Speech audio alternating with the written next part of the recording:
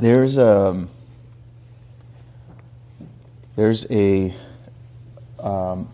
statement in the Buddha Vamsa, if I'm not mistaken, the Buddha Vamsa, which is it's not the chronicles of the Buddha, but it's more about the different Buddhas that have existed up until Gautama Buddha. And in there's a statement that says, Dhammo have rakati Dhammacharin, which means the Dhamma protects those who protect the Dhamma. The Dhamma protects those who protect the Dhamma. In Sanskrit, there is another statement very similar to that, which says, Dharmo rakshati rakshata, which means one who adheres to Dharma, the Dharma protects. And so this is the theme of what we want to imbibe in our own lives, is how do we continue adhering to the Dhamma? How do we continue living embodiments of the Dhamma? So there is a sutta here where this is Parinibbāna Sutta, Sutta number 16, Digha Nikaya 16. And it's in section 2 of this. The Parinibbāna Sutta is the longest sutta in the entire Pali Canon. And it is a sutta that details the last days of the Buddha before he attains Parinibbāna, before he attains Nibbana for one last time. And so there are a lot of great events and stories and interesting ideas that are mentioned in here. But specifically, there is something here that is, I think, very practical and very useful for all of us. So I'm going to read from it. So just to give you a little bit of background, the Buddha is talking with his attendant, Ananda.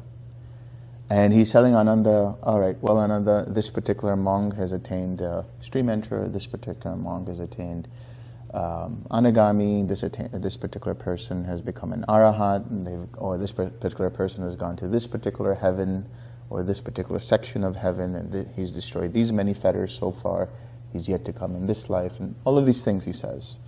And then later on he says, Ananda, it is not remarkable that which has come to be as a man should die, but that you should come to the Tathagata to ask the fate of each of those who have died. That is a weariness to me. In other words, I'm tired of telling you where everybody is. Therefore, Ananda, I will teach you a way of knowing Dhamma. This is called the mirror of Dhamma, whereby the noble disciple, if he wishes so, can discern for himself, I have destroyed hell, animal rebirth, the realm of ghosts, all downfall, evil fates, and sorry states. I am a stream winner, incapable of falling into states of woe, certain of attaining Nibbana. Be very useful to know, right? Very useful to verify. And what is this mirror of Dhamma by which he can know this? Here, Ananda, this noble disciple, is possessed of unwavering confidence in the Buddha thus. Unwavering confidence in the Buddha, in the Dhamma, and in the Sangha. And how is this so? First, we should understand, what do we mean by unwavering confidence? We're not talking about faith. We're not saying we must believe in the Buddha as our Lord and Savior. We're not saying that we must believe in the philosophy of the Dhamma, or that we must believe in the spirit of beautiful friendship. It's not about believing. To believe is one thing, and to test out for yourself and come to a level of experiential conviction is another. And this can only be done when you actually walk the path. And then for yourself you can conclude that you do have this conviction in the Buddha, the Dhamma, and Sangha. And what is that conviction? This Blessed One is an Arahant, a fully enlightened Buddha, endowed with wisdom and conduct, the welfarer, knower of the worlds, the trainer of men to be tamed, teacher of gods and humans, enlightened and blessed. He is possessed, and this is about the Buddha. And then it says he is possessed of this conviction in the Dhamma thus, well proclaimed by the Tathagata is the Dhamma, visible here and now, timeless, inviting inspection, leading onward to be comprehended by the wise, each one for himself.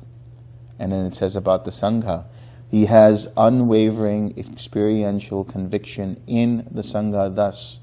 Well directed is the Sangha of the Blessed One's disciples, of upright conduct on the right path, on the perfect path. That is to say, the 4 pairs of persons, the 8 kinds of humans. The Sangha of the Blessed One's disciples are worthy of offerings, worthy of hospitality, worthy of gifts, worthy of veneration, an unsurpassed field of merit in the world. And he is possessed of morality dear to the noble ones, unbroken, without defect, unspotted, without inconsistency, liberating, uncorrupted, and conducive to collectedness. This Ananda is the mirror of Dhamma, whereby a noble one can discern for himself, I have destroyed the lower realms and rebirth in the lower realms. I am a stream enterer, certain of attaining Nibbana. So, when it says here that someone who is a stream winner, which means, we have path and fruition. Stream enterer, stream winner, Sakadagami with path and with fruit, Anagami with path and fruit, Arahat with path and fruit. So the mirror of Dhamma allows us to see for ourselves whether the mind confirms for itself that it is a stream winner. And it needs these 4 components. Total conviction in the Buddha, total conviction in the Dhamma, and total conviction in the Sangha. And the unshakable morality. The ability to keep the precepts all the time. So what do we mean by total conviction in the Buddha? Again, we're not talking about just the so-called historical Buddha. We're talking about the possibility of what that means. In the mornings when you take the 3 refuges, Buddham Sharanam Gacchami, Dhammam Sharanam Gacchami, Sangham Sharanam Gacchami. I take refuge in the Buddha, I take refuge in the Dhamma, I take refuge in the Sangha. What do we mean by that, taking refuge? Sharanam, it's an interesting word. One of the best ways, most effective ways to negate karma is through sharanam. Sharanam means to surrender. It means to let go of the ego. So I bow to the Buddha, not out of the idea that, I feel weakened by that, but the idea that I am grateful for such a person that existed in history known as Gautama Buddha. 1. Second, I bow down to the possibility of what is available to each and every being here that is full awakening. Because that's what the Buddha represents. His name is not Gautama Buddha. His name is Siddhartha Gautama. Buddha is the title, let's say, that was given to him. The Buddha, the one who has awakened. The Tathagata. The Tathagata means, Tata is suchness. It is that emptiness. It is that place of the unconditioned. Agata. He has gone there and returned. He has entered that field of Nibbana and returned. Tathagata. But he was the first one of this eon, or this particular age of Gautama Buddha. The first one to do so, to rediscover the Dhamma, rediscover dependent origination, rediscover the Four Noble Truths. Therefore, he is given the status of the first Arahant. And then one who follows that path that he has laid out in terms of the Eightfold Path. One who follows that Dhamma, which is the Four Noble Truths, the understanding of dependent origination, and perfects the development and cultivation of the Eightfold Path. Destroys the taints, has unshakable liberation of mind, is an Arahant, is somebody who has done the same thing the Buddha has done. The Buddha had to figure it out and then lay it out in the way it is, in the matrix of the 37 requisites for enlightenment. And then his followers walk that path, and when they are able to perfect sila, ethics, perfect samadhi, mental development, meditation, collectedness, and have perfection of wisdom, that's the panya, then they are arahants. So what we are saying is we take refuge in that possibility of full awakening. And that is converted through our application of the path as experiential confidence that I have walked the path and I know what that means. Initially, as a stream winner, I have a glimpse of what that looks like. And I have confidence now that I will attain full Nibbana, full awakening at some future point. But I have had a glimpse into it. And I see for myself this is the case. And when I do that, I have full confidence in the Dhamma, because what have I done? The Dhamma is the Four Noble Truths. I have begun to understand what suffering is. I've begun to see and recognize how suffering arises. And I have learned how to abandon those conditions that lead to suffering. Seen for myself and realized the experience of the cessation of suffering by cultivating the Eightfold Path. Because when I do that, I'm able to understand dependent origination. What is the Eightfold Path? It's important to understand the Eightfold Path because that is your roadmap. That is your toolbox, your toolkit with which you will enter into Nibbana. It is, if you will, the path to Nibbana. Available behind you somewhere. So, which leads to a mind without craving.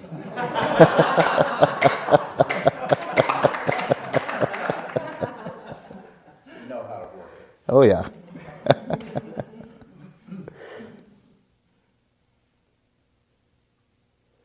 So what is the Eightfold Path?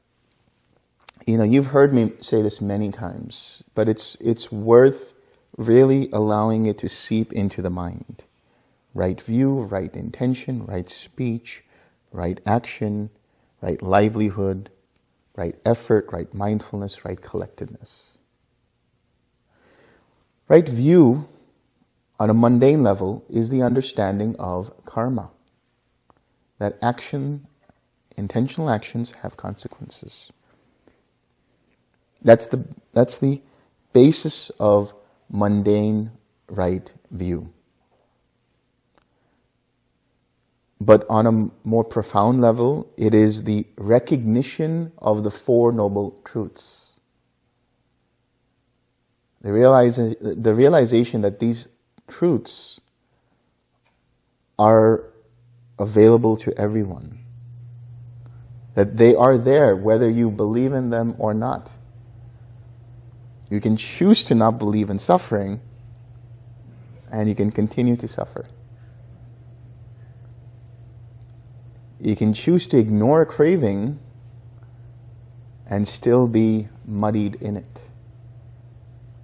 Of course, you can choose to ignore Nibbana and you won't experience it. And you can choose not to follow it. But it is a systematic process that works every time. So this is the right view that you get, the right view that becomes established when you enter the stream. And that leads to right intention. What is right intention? 3 things: contentment, non-ill will, non-cruelty. Developing that nature of, this is enough. Whatever is happening right now, this is enough. Total acceptance of everything that's arising. An inner renunciation. And that is developed because you would take refuge in something greater than the ego and greater than yourself. That is the possibility of full awakening, the Dhamma itself, and the community of like-minded practitioners. The TWIM network.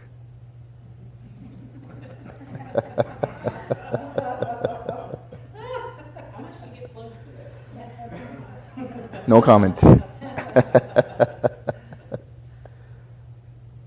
The inner renunciation that you get or you develop is through the understanding of seeing everything as an impersonal process.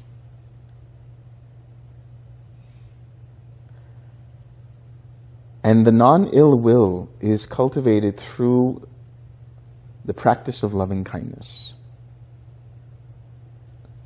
The non-cruelty is cultivated through the practice of compassion. So it's not like you need to be loving and kind all the time, but it also means that you don't hold any ill will towards anything or anyone. It doesn't mean you need to have compassion all the time, but it means that you recognize your suffering and the suffering of others, and therefore you don't add to their suffering, which is cruelty.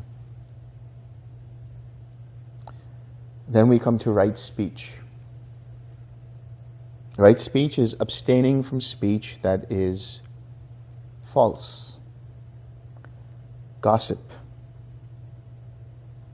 speech that is malicious and harmful, speech that is unnecessary. It's the talk of things that don't really provide any kind of satisfaction to the mind. So I came up with an acronym, right? Think before you speak. Before you speak, see whether what you're about to say is timely or untimely. T for time. Whether it's honest or dishonest. H for honesty. What is your intention behind what you want to say? I. Is it necessary for you to say what you need to say? And can you say it with kindness? Okay. Think before you speak. Then this leads to right action. Right action is abstaining from killing living beings, abstaining from harming and killing living beings, abstaining from taking what is not freely given, abstaining from sensual and sexual misconduct. And then we have something known as right livelihood.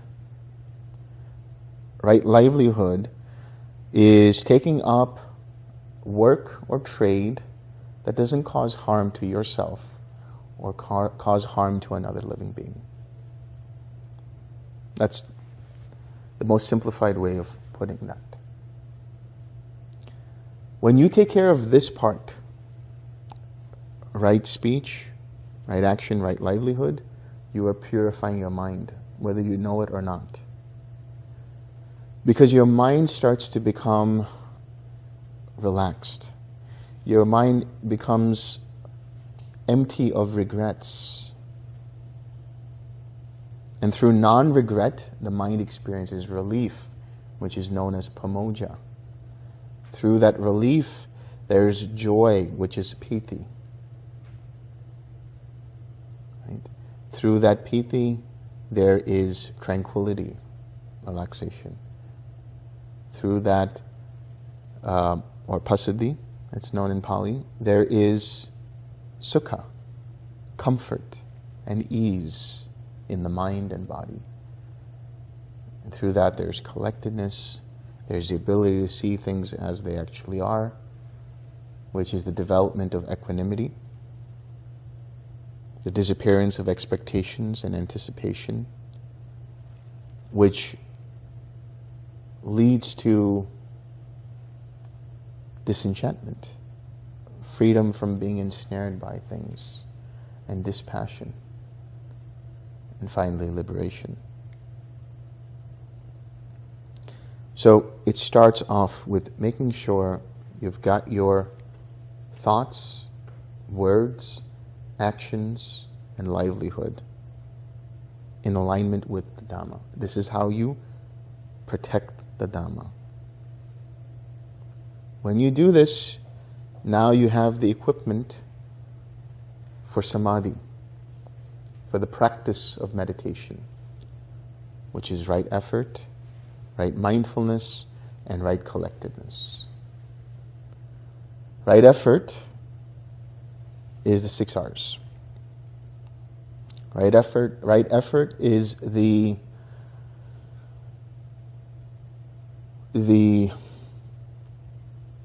recognition and prevention of unwholesome states, of unarisen, unwholesome states. It is the abandoning of arisen, unwholesome states. It is the generating, bringing up, cultivating wholesome states of mind. And it is the maintenance of those wholesome states of mind. When you do the 6 R's, you're doing all of this.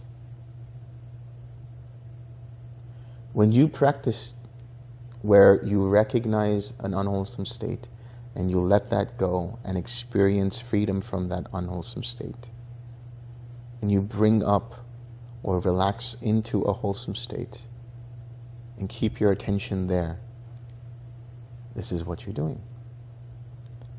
This allows for right mindfulness. What do we mean by right mindfulness? It is to have the mind be available right here, right now, to whatever is going on. The ability to see where mind's attention is at any given time. Monty would say, remembering to observe how mind's attention moves from one thing to the other. It is the application of your awareness and attention and the ability to discern what is present in the mind. Sati and Sampanjanya, they make up right mindfulness. Sati is memory. It's to remember to observe. Sampanjanya is what? To observe how mind's attention moves from one thing to the other. The discernment of what mind is experiencing in any given moment. And so we have 4 foundations of mindfulness, the Satipatthanas. I look at them as anchors to bring the mind back to the present, to the now. You may use the body, you may use feeling, you may use mind, you may use mind states or phenomena. Right? And the Buddha has given an entire discourse on this. Various methodologies to anchor the mind back into awareness of what is happening right here, right now, in relation to that particular field of knowledge. In other words, being able to bring your mind towards where its attention is at any given moment. So when you have these two, your mind is naturally collected. This is known as Sama Samadhi, right collectedness. Samadhi, Sama means same. Balanced. Dhi is the abbreviation of buddhi, the mind, the intellect. The attention is collected, is balanced. The attention is non-dispersed. And so when you start to enter, or when you do enter the first jhana, the second jhana, the third jhana, the fourth jhana, these all constitute Sama Samadhi, right collectedness. So our job is to observe and let go. And not trying to make anything happen. We are letting go of the improper causes and conditions, namely the hindrances. The Buddha has said, luminous is the mind, monks, luminous is the mind. But due to adventitious defilements, the mind is obscured. The nature of mind is to be luminous. That is the reality of the mind, to be naturally luminous. And yet due to adventitious defilements, what does that word mean, adventitious? I had to go into the dictionary to find out what that means. It means that which is not part of the mind, that which is not part of yourself, of itself. It's outside. Due to defilements from outside. Because the contact with the outside world leads to us interacting with the world by taking it personally. When we take the world personally, we become greedy, we become hateful, we become deluded. You know, there's a story again in the Digha Nikaya about these beings called the Abhasara beings that come from the second Brahmaloka.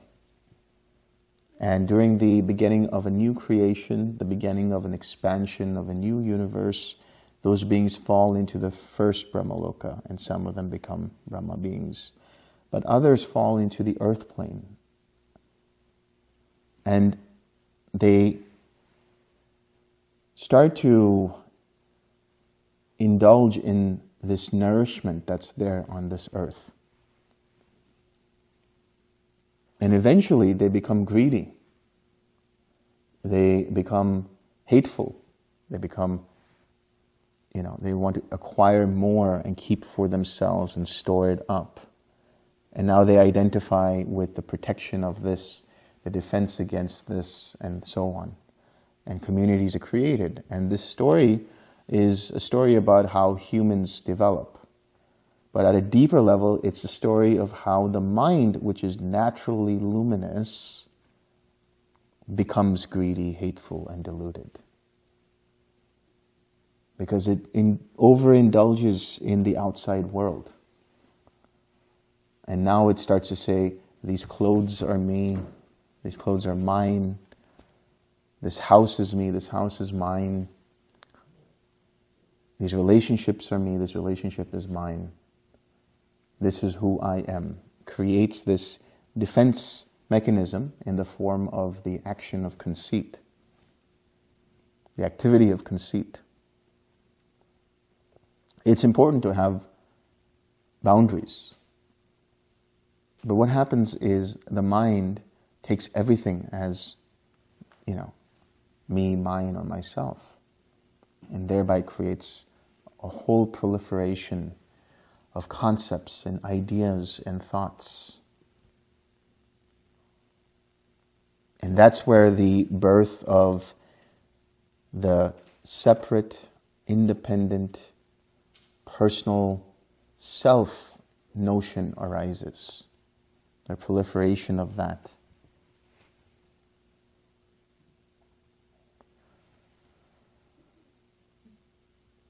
So, the mind is naturally luminous, which means when we are meditating, there's nothing for us to do except to get out of the way, to bring up the right causes and conditions by letting go of the causes and conditions that tie our mind to this world, the mundane world.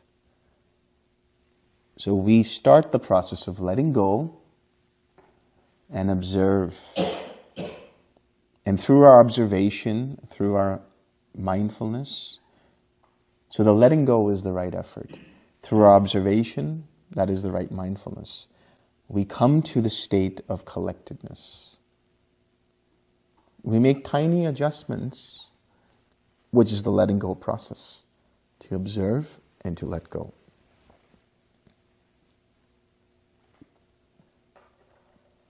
And as we do this, we start to learn how the mind creates its own suffering, and how when we let go, there is the cessation of suffering.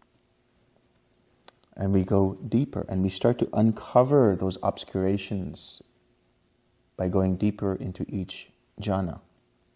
These are levels of cessation, until the mind comes to the unconditioned,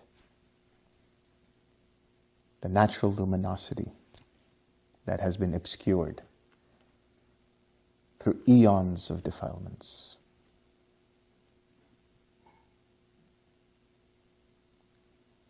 And when the mind recognizes that and sees that, it experiences relief. But then what happens is the mind takes that relief and says, can this continue? What next? Now what do I do? There's nothing to do. Just keep letting go. Every idea of what do I do next? What next? What next? What next? What next? Just let go of that.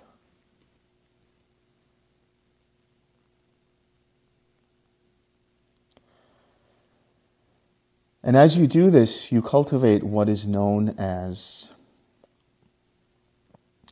samajnana, right knowledge, right wisdom, right insight. You go to the core of the Four Noble Truths and see for yourself how dependent origination truly works, how karma truly works.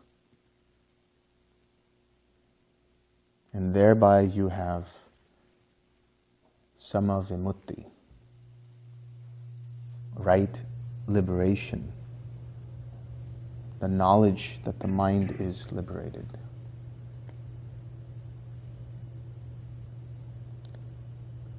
These two are like DLCs of the Eightfold Path. Once you work with them for a while, you get these as bonuses at the end of the game. Right wisdom and right liberation. And then you have what's known as the Tenfold Path, as it's called in Majjhima Nikaya 117.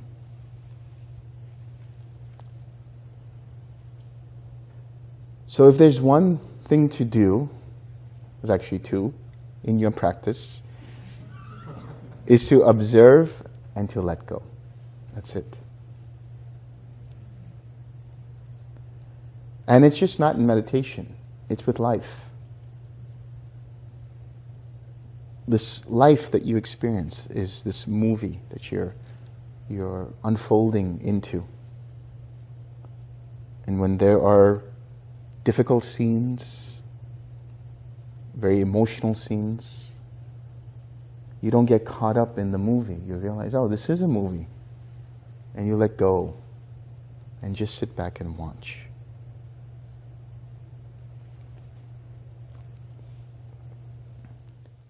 Okay, let's share some merit.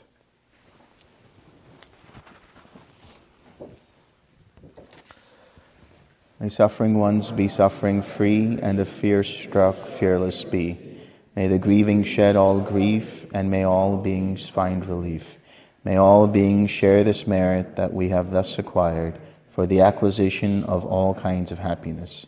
May beings inhabiting space and earth, devas and nagas of mighty power, share this merit of ours. May they long protect the Buddha's dispensation. Sadhu, sadhu, sadhu.